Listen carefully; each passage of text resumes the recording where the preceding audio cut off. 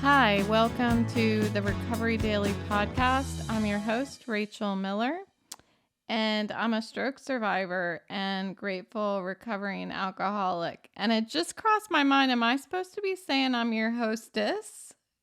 I don't know. Maybe I am. When I worked at Shoney's, I was the hostess with the mostest. So I think maybe I'm supposed to say I'm your hostess. That doesn't sound right. Anyway, okay. So, the topic of the day is communication and relationships and how they build resilience. Um, so, in recovery, one thing that it seems like I haven't really heard anybody talk about yet, but it has come to light for me today, is how important it is to know how to communicate when you're in recovery. We need to be able to communicate in order to tell people what is happening, not only physically, but how we're feeling emotionally as well. And the topic came up this morning because in my sobriety meeting, the topic was telephone therapy. And in sobriety, we make a big deal out of practicing picking up the phone, calling your sponsor every day so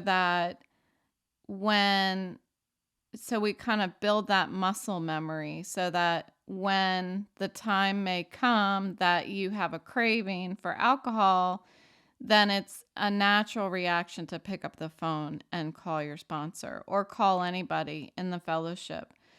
So this is something that we encourage in the program and something that I've really started to, again, draw a parallel to stroke recovery because I have found that some of my misery that I've been experiencing over the past 7 weeks or so. I think we're going on the 8th week. My timing could be totally messed up, but I think that it's been 2 months.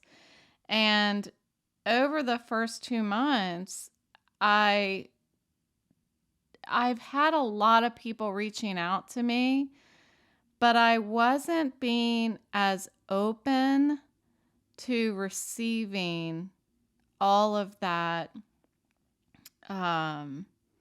I guess support. I loved it. I loved the support, but I didn't know what to do with it. Maybe that's a better way to explain it. I didn't know what to do with it. And I've mentioned recently that I realized when somebody says to me, I wish there was something that I could do, I realized that there is something that you could do. You can call me, text me, and come visit me. That is medicine for my soul. It gets my mental health more upbeat, and as long as my mental health is taken care of, then the physical part of it, I just have more resilience. I just have more patience to deal with and pursue my recovery physically. So, being able to communicate how we're feeling, both physically and mentally, provides us with the best possible outcome. We can communicate to our friends and family so that they know how to support us. And we can communicate to our doctors and therapists so that they know how to support us. And if we can articulate the best that we can articulate how we're feeling, they will be able to start pinpointing what it is they need to implement in order to help us recover faster. So communication is critical in any healing process. And I recognize that from the fact that we make such a big deal of it in sobriety, and how recently I've really come to figure out how impactful it is when I communicate with other people. And originally, when I started this podcast, it was because I was seeking other people like me. I wanted to find other people. You know what I wanted? I wanted to find another woman in her late 40s who had a stroke, is a mother, who has vision impairment like I do, and all of this. And well, although I did find, I have two contacts of women who had a stroke, and I haven't been in touch with them as much as I should be. So let this be a mental note to reach out to both of them tomorrow.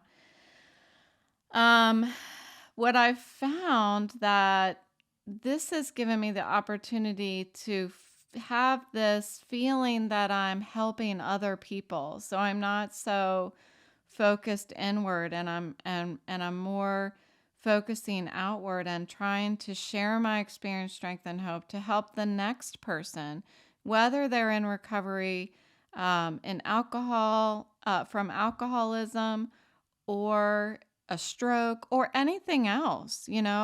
Um, recovery seems to be uh, almost like this general concept if you look at it from a very high level, and I'm starting to really see the basic needs that need to be met, and human interaction is one of them, and it goes all the way back to when I was talking about the hierarchy of needs. One of them was a feeling of community and love, and this really speaks to that part of the hierarchy of needs. One thing that I learned today is that they did some research on kids who have been bullied versus kids who do not have one solid friend that they can really open themselves up to. And they have found that resilience declines more when a young adult does not have a close friend to confide in, versus if the young adult had been bullied, but yet has friends around to confide in. So it's interesting how much as we get older, life starts getting in the way of our relationships. In fact, I was talking to my daughter yesterday, and maybe it was the day before. I don't remember anymore. She said that that life is getting in the way. I mean, to sum it up, that she graduated from college and now she's a full-time career woman, and is starting to see that challenge of balancing your life and your career. And it's hard. It is hard, and it's something some people never figure it out. My boyfriend and I were just talking about it the other day, about trying to find work-life balance. And I know when I am full-time working, I definitely lean more into work than life, and I enjoy it. And I think that people that find a job that really fulfills them and they enjoy it, that work-life balance, I don't know that it is so disruptive. There's just so many different personalities where some people's lives revolve around work, but work is fun. You know, their friends are work friends, and it's just there isn't a lot of stress in their life. And I don't know that that's a negative thing. There are some people that hate work. They hate their jobs. They hate the people that they work with, but yet they are just so sucked into work that there's no work-life balance. There's nothing going on outside of work in their lives that's fulfilling. And that is where it's not healthy. So, anyway, as we get older, life pulls us away from each other. It doesn't have to be that way. One thing that we do in sobriety, as I said, picking up the phone and calling our sponsor. But the way that we try to manage that is introduce that idea of setting a target for yourself. Either, I'm going to call my sponsor every single day. Some people need that in the beginning of sobriety to make sure that they are, out of self and they're, really work in the program every day and don't take a minute away from it because they just need to be wrapped in it constantly in order to diminish the craving. But there are some people that say, I'm going to call my sponsor twice a week, 3 times a week. I'm not great at calling my sponsor. I call her, yikes, it's probably once a month. If I'm really being honest, it's probably once a month. But I do text her almost every day. And I text her with with my gratefuls, 3 things I'm grateful for in my life. And so for me, it works. I also go to my sobriety meeting every single morning. So I'm interacting with my fellowship every single day, even though I may not be calling my sponsor every day. And I'm not encouraging that for anybody who's early in sobriety. But picking up the phone for me has always been difficult. I think it's because when I pick up the phone and call somebody, I am used to calling somebody from back in the day when we had landlines and we had cords, and I was talking to my friends and the cord would wrap all around the house. I'm calling somebody because I have something to say, something to tell them. And I don't really find it very enjoyable. It's uncomfortable, I think, to call somebody, but I don't have anything to say. To call somebody and be like, hey, I was just calling to see how you're doing, just checking in.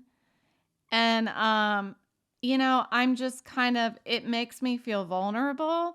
And I'm just hoping that they have something to say, because if they don't, I feel kind of silly. And so, but here's the thing, you got to do it anyway. You got to do it anyway. Even if you're feeling like, uncomfortable, you have to do it anyway. And that's where recovery, there's that willingness that comes in. So, let me tell you a story about picking up the phone and how it worked for me. So, when I think I was about a year, I might have been maybe like 8 to 10 months sober, something like that. I was driving home from work over the mountain of West Virginia.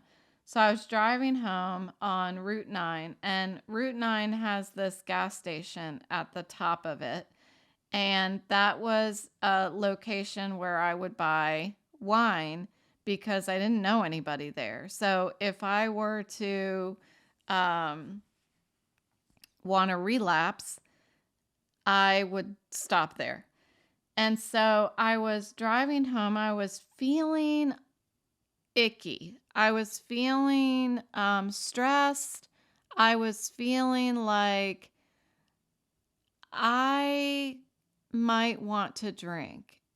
Drinking seems like a solution right now. That's kind of what was going through my head. I was romanticizing the drink.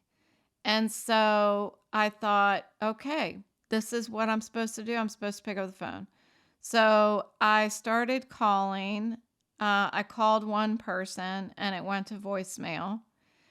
So then I called this another person, and these are all people in my sobriety fellowship, and it went to voicemail. And I believe I called about 5 people, and nobody answered the phone. And in all honesty, nobody ever called me back either. I was so frustrated. I was kind of pissed, and I was frustrated, and I was thinking, this is why this my network isn't working for me right now, because nobody answers the phone, nobody calls me back. Like, I'm thinking about drinking and nobody is calling me back or answering the phone. Like, I don't have a strong sobriety network. But you know what? I passed that gas station and drove home and never got a drink. And so in that situation, it wasn't about somebody picking up the phone and talking to me. It was taking action. So sometimes just that action of reaching out to another person is all you need, even if you don't even realize it, what you're doing. But what you're doing is you're getting out of self and focusing outward instead of inward just by picking up the phone. They don't even have to answer. I didn't realize that until probably several years later that, hey, you know what? I didn't drink that day. Some people learn slower than others. So communication and recovery can open the door to difficult conversations. It can also open the door to getting your answers to any of your concerns, from your doctors and therapists. And it allows you to get the help that you need and helps you get through challenges. And so I wanted to talk just ever so briefly about some tips for being better at communicating. And number one, and this is driven home so much in sobriety, is honesty. And it's not necessarily honesty with other people. Of course, that's important. But number one is being honest with yourself. And when I was drinking, I was lying to myself. I was absolutely lying to myself about everything, everything. And so how was I able to communicate to other people if I wasn't even being honest with myself about what my motives were in any situation, what my motives were in my relationships with other people? So honesty. Some other ways that we can get better at communicating is, and this is specifically in recovery, whether it's from the stroke or it's sobriety, think before you speak. And what I'm thinking about when I say this is when you're in recovery, you are really getting depleted of energy, patience, and at the same time that you're being depleted of this because you're working so hard at trying to recover, your loved ones and caregivers are also being depleted of this. And so it's important to recognize that when you're frustrated, when you're angry, when you're sad, that this takes a big toll on your caregivers as well. And I know it may seem when I say that, it may seem like, well, screw screw them. They don't have to, they're not recovering. Like, they're not in pain. They're not, but it's the relationship between a patient and a caregiver is so much stronger if the patient is able to understand that the person caring for them, none of it is their fault. Why that patient is in the situation that they are. And it is exhausting to care for another person who is ill. It's absolutely exhausting. And I think that even if the patient, there's good patients, there's difficult patients, I'm sure. I'm thinking of my grandfather right now because when he was towards the end of his life, he had some caregivers that were with him 24/7. And I used to go visit him every Wednesday for lunch. And I would go over there, and that he was just so sweet. He was so sweet and adorable, and was just so, he never complained about anything to these women that were taking care of him. He was at the point where he was being fed water, how they thicken up the water so that they can better swallow it. He was at that point where he wasn't able to do a lot anymore. And he was just so kind and sweet. And so when I'm thinking about this, think before you speak, and making sure that you nurture that relationship, that patient caregiver relationship. I'm thinking of my grandpa. So next, consider therapy.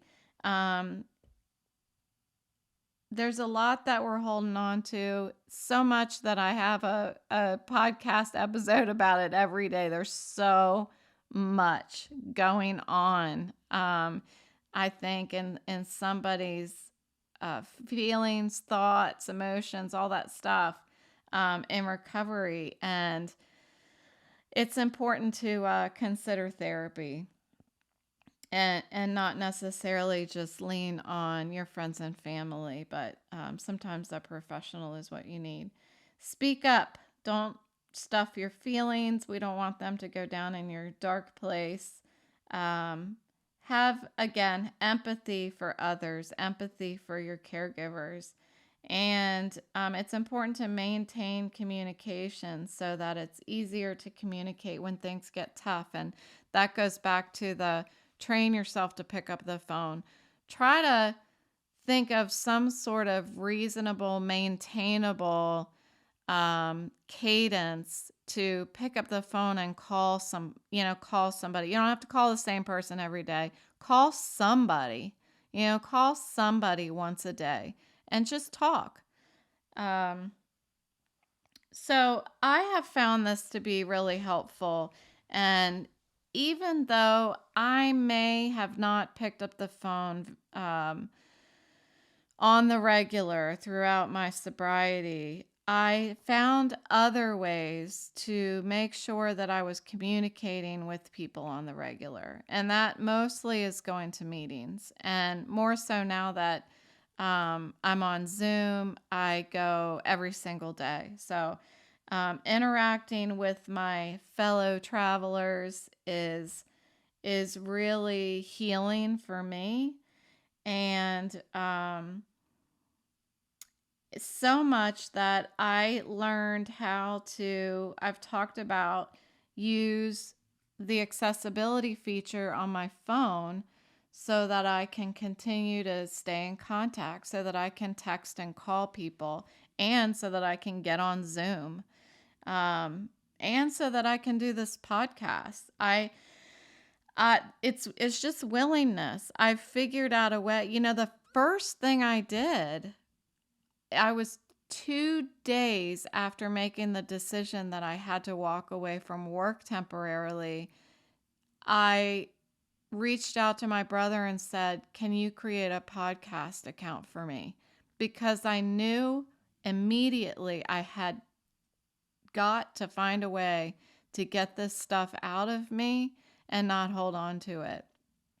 And so I have chosen, a unique way, I think, of communicating with a wider audience. But I also have been blessed to have some really supportive people in my life that have been calling and texting me every day. You know who you are. And I feel it and I notice it. We may not say it, but I know what you're doing and I appreciate it. So picking up the phone is like level 1. Asking for help is like level 2. So I know that that's not easy to ask for help, but I heard something interesting this morning in my sobriety meeting, and that was that a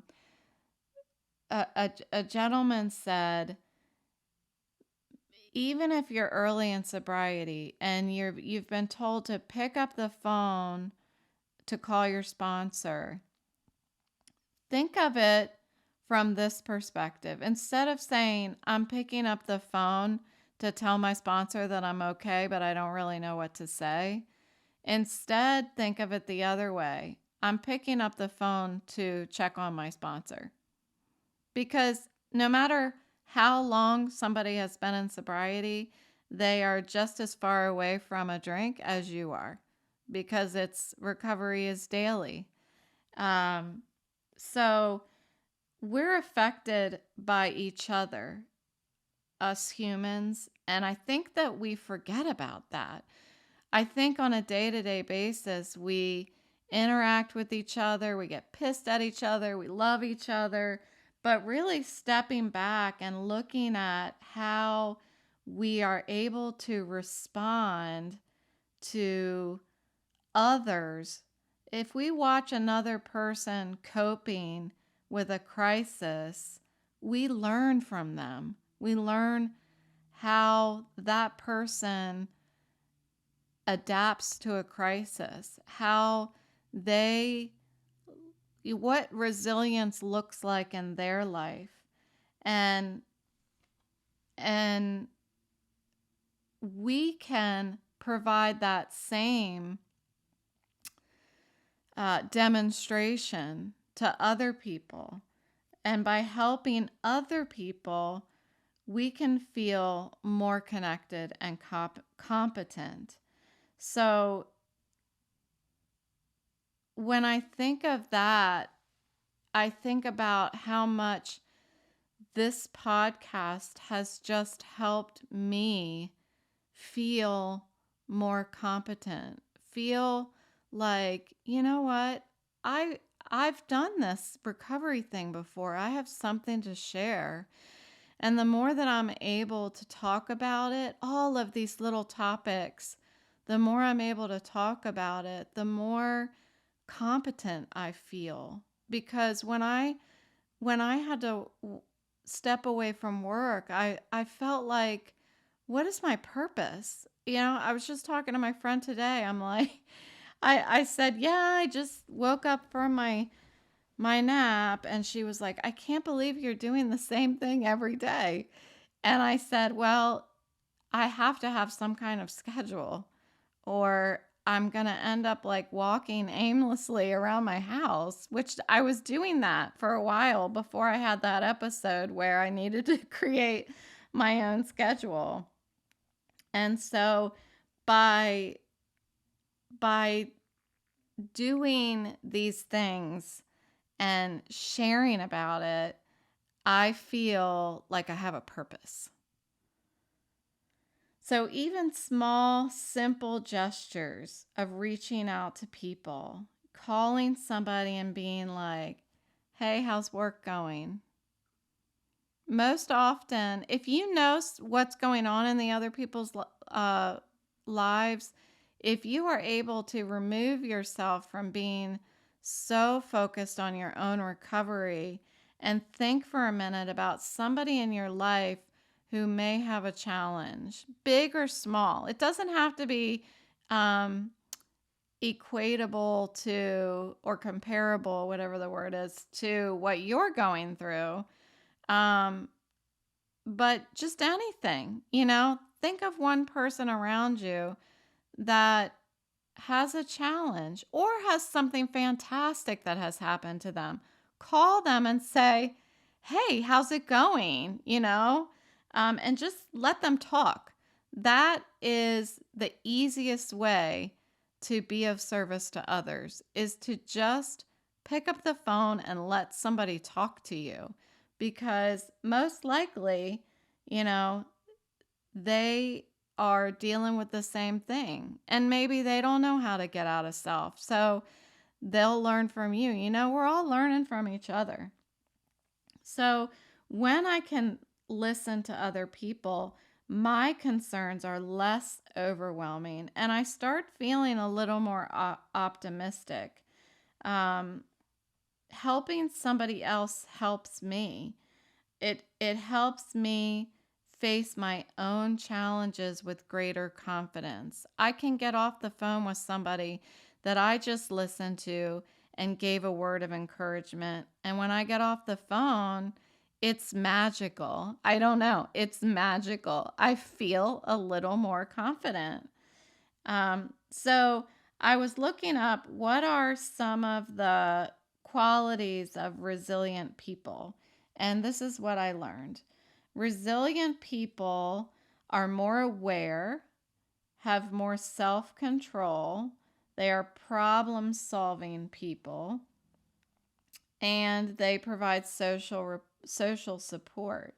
So all of these things, as I was diving into the qualities of resilient people, I really was feeling that these qualities aren't something that we develop in a silo, in a bubble. We develop these things by learning from other people, by observing. And like I said, we may not even recognize it.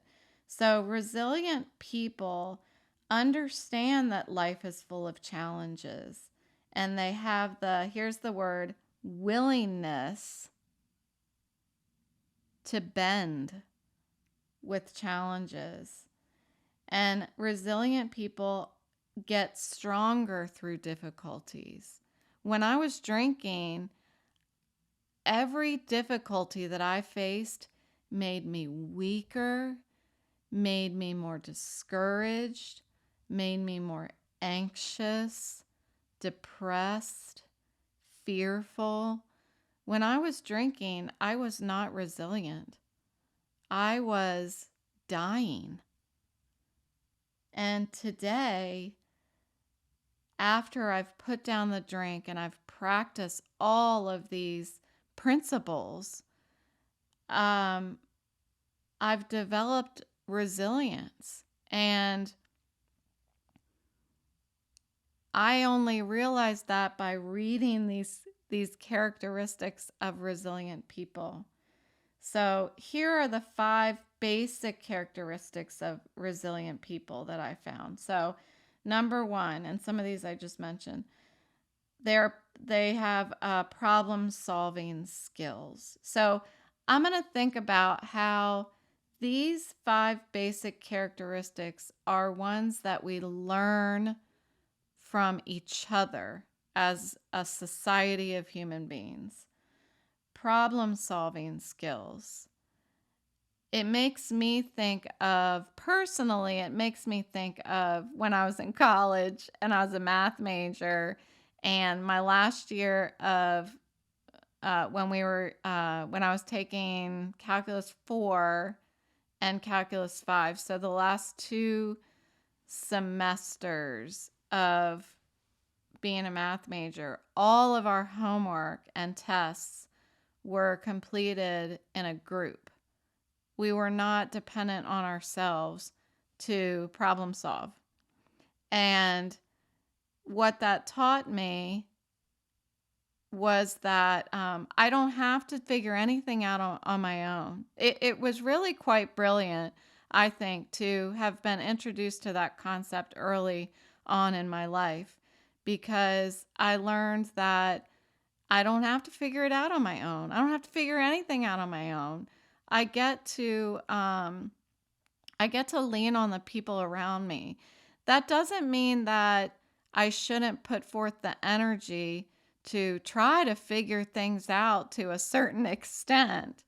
Um, there's a lady I was just talking about, this charming lady that I used to work with, and if you were to go up to her and ask a question, if you did not know what you were talking about, if you did not know how to phrase your question so that it made sense, she would light you up, because that meant that they didn't even bother to put forth their own energy to try to understand what they're even asking. There's a certain amount that you have to give to a conversation in order to you have to give to a group of people trying to solve a problem. So, anyway, side note. Number 2, basic characteristic of resilient people is a survivor mentality. And again, when I think of survival, I think of my sobriety, because that is the closest I've ever been to my life being over. I hate to say that, this knowing that there are my loved ones listen to this, but because it's the hard truth, it really is the hard truth. And um, that survivor mentality that I've developed is not something I developed on my own. I learned it from my fellowship. I listened and I learned what they were telling me every time I went into the meetings, and every time I met with my sponsor, and going to my IOP and going to therapy. This was learned, this survivor mentality, because when I was drinking, remember, I looked in the mirror and I said, "You're already dead," because there was no life left. I had given up. So, number 3, basic characteristic of resilient people, emotional regulation. Again, I didn't learn this on my own. I did not learn on my own that feelings are a choice. I get to choose what response I'm going to have to other people, to my environment. For self-compassion, um,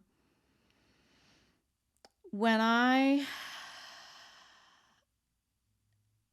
this is interesting. I'm thinking some of these episodes, actually all of them, there are times that I'm really just thinking while I'm talking. I take a lot of notes before the episode to guide my conversation, but while I do that, there are things that pop into my head, and what just popped into my head is self-compassion is something that I was encouraged to have by people who love me, people who reminded me that, if your loved one was going through the same thing, what would you say to them? How would you treat them? And I'm reminded of that by people who love me, that I need to love myself. And then the last one is sense of control. So resilient people have a sense of control. Now, what I was thinking of when I got to this part was the serenity prayer. The serenity to accept the things I cannot change, the courage to change the things I can, and the wisdom to know the difference. A sense of control is that last part, the wisdom to know what I have control over and what I don't. Knowing that I have the power to make choices that impact my future. Knowing that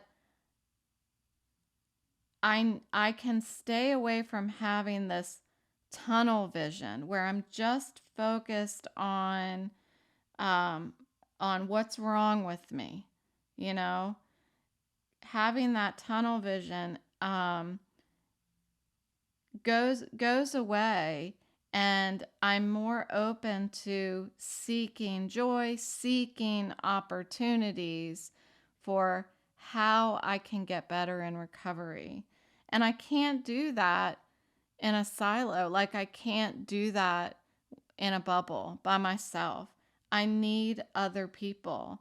I need other people to gain new perspectives in order to solve problems, in order to not resign myself to a life of pain, a life of head pain and neurological vision impairment. I mean, I may have a lifetime of dealing with complications, but by talking to other people, I continue to gain new perspectives on how I can keep fighting for myself. And I need other people so that I can vent, so that I can learn and practice how to pause so that I respond in conversations instead of reacting. I need other people so I can remind myself to treat myself the way that I would treat other people, and be kind and gentle with myself. And I need other people for the perspective of giving me that sense of control, that I have control of my own destiny. And resilience, I mean, I'm a living example. I am an absolute living example that resilience can be learned. It is not something that you either have it or you don't. It's just not true.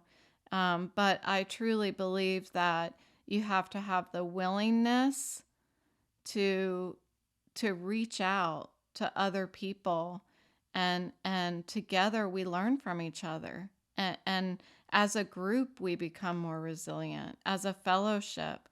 So that's what I have. Thank you so much for listening. It was a beautiful evening to speak with you. So anyway, have a great one, and please share these episodes if you know anyone who might enjoy them. Please do share. Please click follow, and I'll talk to you tomorrow.